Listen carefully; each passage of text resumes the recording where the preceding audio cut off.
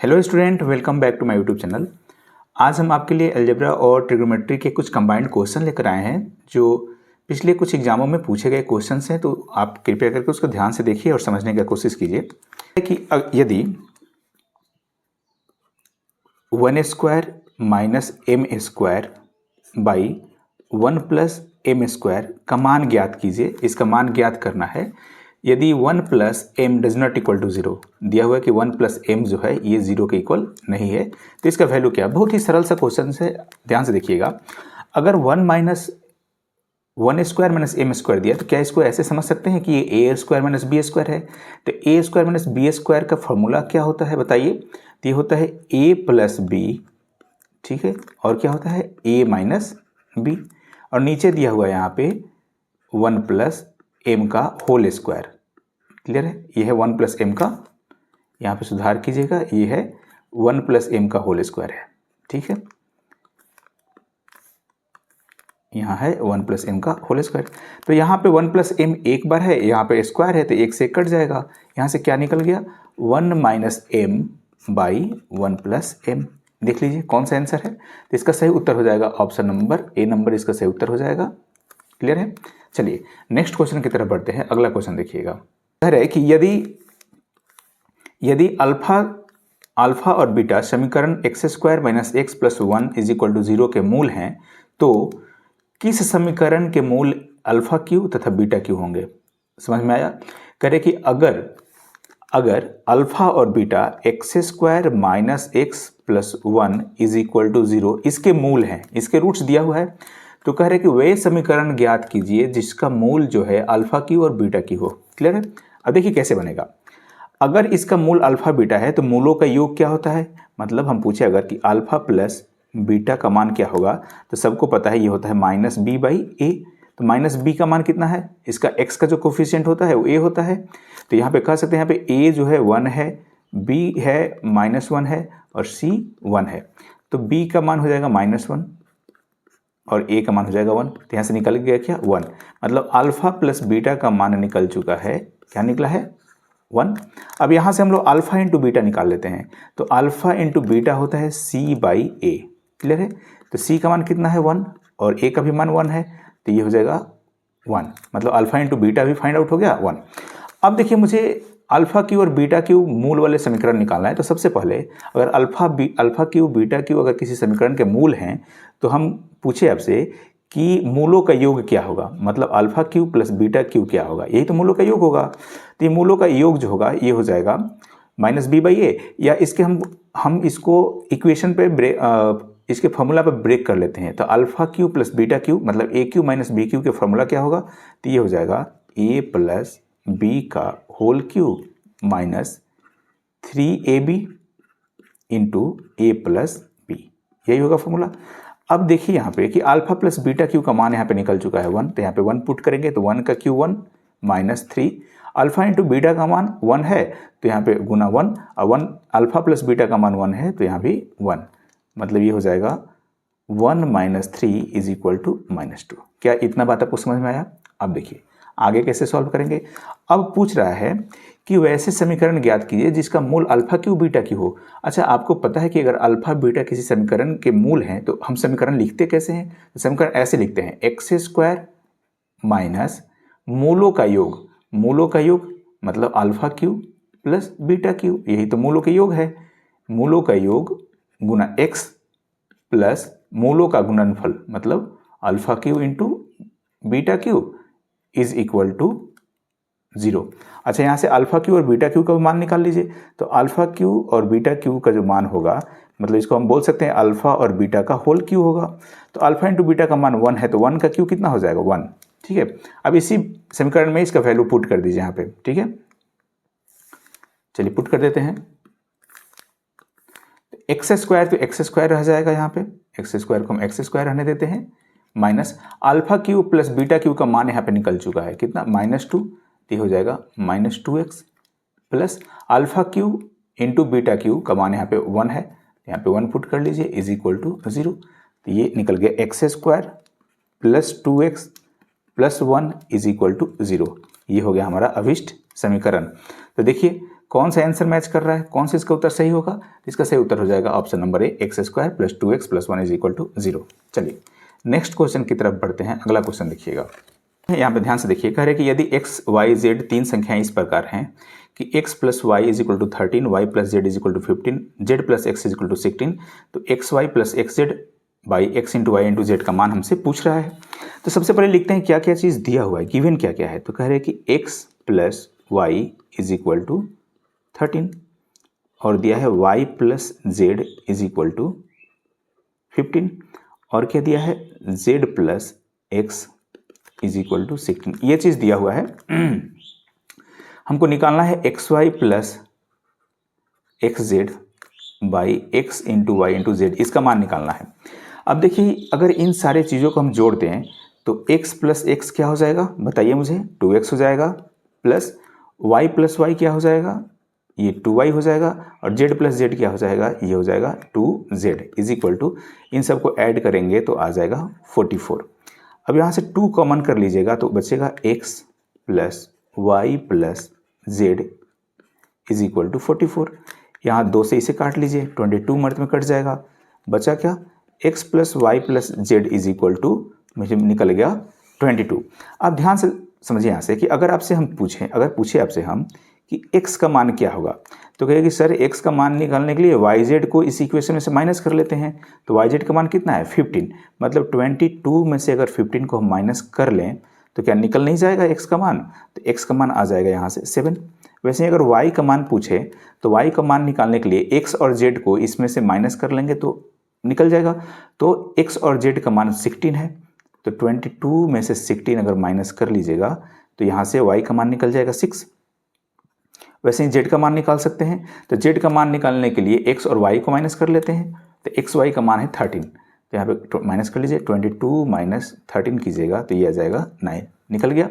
x y z का मान निकल चुका है, मुझे निकालना क्या है, मुझे निकालना है अब X Y plus X Z बटा एक्स वाई जेड। अब देखिए ऊपर x कॉमन हो जाएगा, बचेगा क्या y प्लस जेड, और नीचे है एक्स वाई जेड, x से x क्या हो जाएगा, कैंसिल आउट हो जाएगा। अब यहाँ देखिए y प्लस जेड का मान हमको पता है, y का मान 6 है और z का मान 9 है, तो यहाँ पे लिख सकते हैं यहाँ पे क्या 6 प्लस 9 बट्टा y इंटू जेड, तो 9 छक कितना हो जाएगा, 9 में 6 से मल्टीप्लाई कीजिए 54, ऊपर ऐड कर लीजिए तो 9 अच्छा हो जाएगा 15, 15 बाई 54। इसे काट लीजिए, 3 से काट सकते हैं, 3 5 15 और 18 तियाँ 54, 5/18। देखिए कौन सा आंसर है, सही आंसर हो जाएगा बी, सॉरी सही आंसर हो जाएगा इसका 5/18, option number C number right answer है। क्लियर है, समझ में आया? स्क्रीनशॉट ले लीजिए, लेना है तो एक बार बनाइएगा, खुद से प्रैक्टिस कीजिएगा, समझ में आ जाएगा। चलिए नेक्स्ट क्वेश्चन देखते हैं। ये बहुत ही इजी क्वेश्चन है, बहुत ही आसान सा क्वेश्चन है, इतना डिफिकल्ट नहीं है, आराम से बन जाएगा। देखिए कैसे बनाएंगे इस क्वेश्चन को। कह रहा है कि यदि cos a is equal to 9/41, तो कह रहा है कि cot a का मान क्या होगा, ये हमें बताना है। क्लियर है? अब ध्यान से समझिए कि cos इज इक्वल टू होता है b बटा h, तो ये b हो गया, ये h हो गया, तो p का मान निकाल सकते हैं, p is equal to under root H square minus B square. तो h का मान है 41, तो 41 का स्क्वायर माइनस 9 का स्क्वायर। ठीक है, चलिए निकालते हैं। 41 का स्क्वायर होता है 1681 माइनस 9 का स्क्वायर हो जाएगा 81, इसको माइनस कीजिएगा तो आ जाएगा 1600। 1600 किसका अंडर रूट है, किसका स्क्वायर करेंगे तो 16 आएगा, 40 का, तो ये 40 निकल गया, p का मान निकल गया। अब मुझे निकालना है क्या, cot a, तो cot a is equal to होता है b बाई p, b का मान है 9 और p का मान निकाल चुके हैं 40, तो आंसर कौन सा हो जाएगा, देखिए यहाँ पे ऑप्शन नंबर बी जो होगा राइट आंसर 9/40। CGL 2022 में क्वेश्चन पूछा हुआ है। ठीक है, चलिए नेक्स्ट क्वेश्चन की तरफ बढ़ते हैं। अगला क्वेश्चन देखिएगा। वीडियो अच्छा लग रहा है तो वीडियो को जरूर लाइक करें, चैनल को जरूर सब्सक्राइब करें, ताकि ऐसे ही इन्फॉर्मेटिव वीडियो आपको मिलते रहे। नेक्स्ट क्वेश्चन देखिए, एक ट्रेंगल से है क्वेश्चन। करें कि यदि एक त्रिभुज के कोण x माइनस 46 है डिग्री है और दूसरा है x प्लस 96, ठीक है, तथा एक है 8x है, ठीक है। तो पूछ रहा है कि 2x का मान क्या होगा, ये हमें फाइंड आउट करना है। चलिए देखते हैं कैसे बनेगा। तो तीनों एंगल दिया है, एक है, तीनों एंगल का मान दिया हुआ है, जिसमें से एक दिया हुआ है x माइनस 46 है, दूसरा क्या है, दूसरा है x प्लस 96 और तीसरा है 8x। ये तीन कोण दिया हुआ है। हमको पता है कि किसी भी ट्रायंगल के तीनों एंगल का सम क्या होता है, 90 डिग्री होता है। सॉरी, हमको पता है कि किसी ट्रायंगल के तीनों एंगल का सम 180 डिग्री होता है।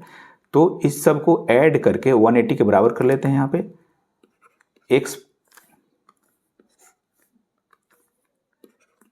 Minus 46 plus x plus 96 plus 8x is equal to 180 degree. Add कीजिए x प्लस 8x कितना हो जाएगा, 10x। 96 में से 46 घटाइएगा तो plus 50 is equal to 180। 10x is equal to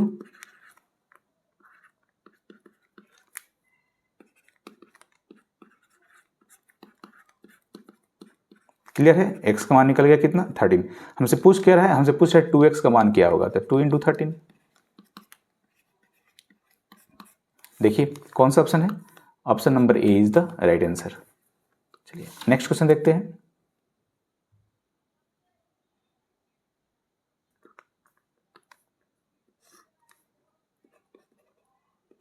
tan square 60 degree plus sign 90 degree, ये चीज़ दिया हुआ है, माइनस 2 tan 45 डिग्री। पूछ रहा है इसका मान क्या होगा, ठीक है, यही तो पूछ रहा है हमसे। तो आपको पता है कि tan स्क्वायर 60 का मान होता है √3, तो √3 का हो जाएगा स्क्वायर प्लस साइन 90 का मान 1 होता है, माइनस 2 tan 45 का मान 1 होता है। √3 का स्क्वायर क्या होगा, 3, 3 प्लस 1 करेंगे तो √2, यहाँ हो जाएगा -2, √2 सॉरी यहाँ पे हो जाएगा, ध्यान से देखिए, √3 का स्क्वायर करेंगे तो 3, 3 1 क्या हो जाएगा 4, √4 -2, रूट से बाहर निकलेगा 2 - 2 इज इक्वल टू 0। कौन सा ऑप्शन होगा, तो ऑप्शन नंबर ए जो होगा राइट आंसर होगा। नेक्स्ट क्वेश्चन देखिए कि 1 माइनस साइन 3 थीटा बटा 1 प्लस साइन 3 थीटा का मान निकालना है। हम क्या करते हैं कि इसके हर को परिमेयकरण कर देते हैं, यहाँ पे प्लस है तो माइनस से ऊपर नीचे मल्टीप्लाई कर लीजिए।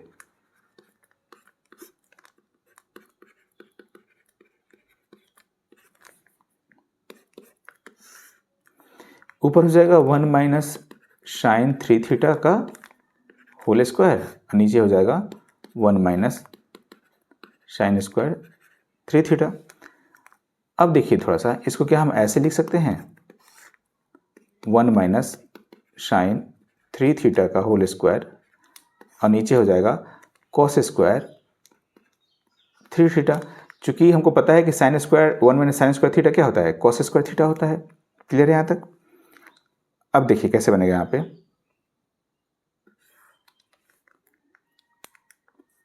अब यहाँ से चूंकि यहाँ पे स्क्वायर है तो रूट खत्म हो जाएगा और ये बन जाएगा 1 माइनस साइन 3 थीटा बटा ये हो जाएगा कॉस 3 थीटा। अब इसको अलग अलग कर लीजिए, अलग करेंगे तो 1 बटा cos 3 theta minus sine 3 theta बटा कॉस 3 थीटा, ये निकल जाएगा। 1 बटा कॉस 3 थीटा क्या हो जाएगा, ये हो जाएगा सेक 3 थीटा माइनस साइन थीटा बटा कॉस थीटा क्या हो जाएगा, टेन थीटा, तो टेन 3 थीटा हो जाएगा। देखिए कौन सा ऑप्शन है, सेक 3 थीटा माइनस टेन 3 थीटा, तो ऑप्शन नंबर ए जो होगा इसका राइट आंसर होगा। चलिए नेक्स्ट क्वेश्चन देखिए, अगला क्वेश्चन देखते हैं।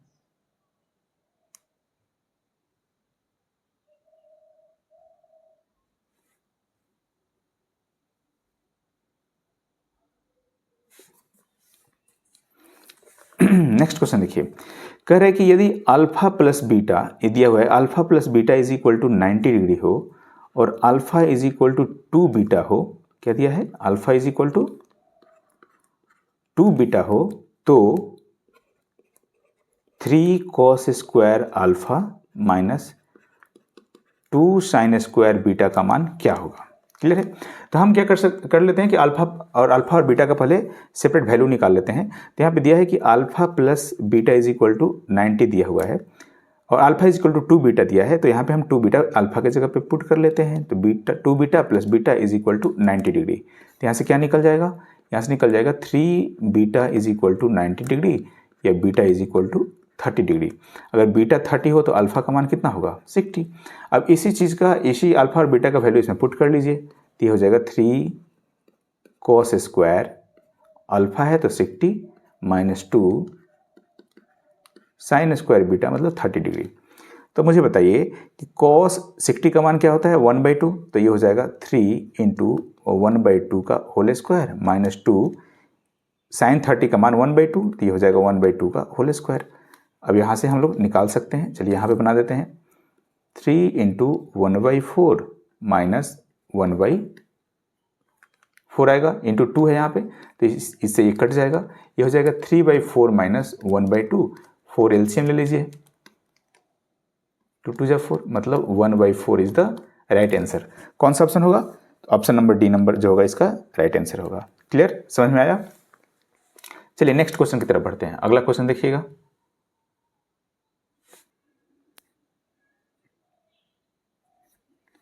देखिए नेक्स्ट क्वेश्चन देखते हैं। ये क्वेश्चन कैसे बनेगा, बहुत आसान सा क्वेश्चन है। कह रहे हैं कि अगर cos theta is equal to 5/13 हो तो tan square theta plus sec square theta का मान क्या होगा, ये तो पूछ रहा है।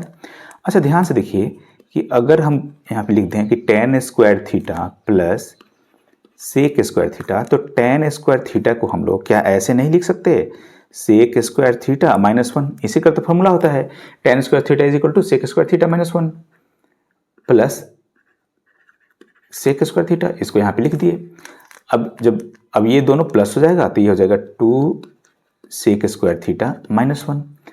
अच्छा आपको पता होगा कि कॉस सेक जो होता है कॉस का रिवर्स होता है, तो 2 इंटू, अगर कॉस का वैल्यू 5/13 है तो सेक का वैल्यू क्या होगा 13/5 का होल स्क्वायर माइनस 1।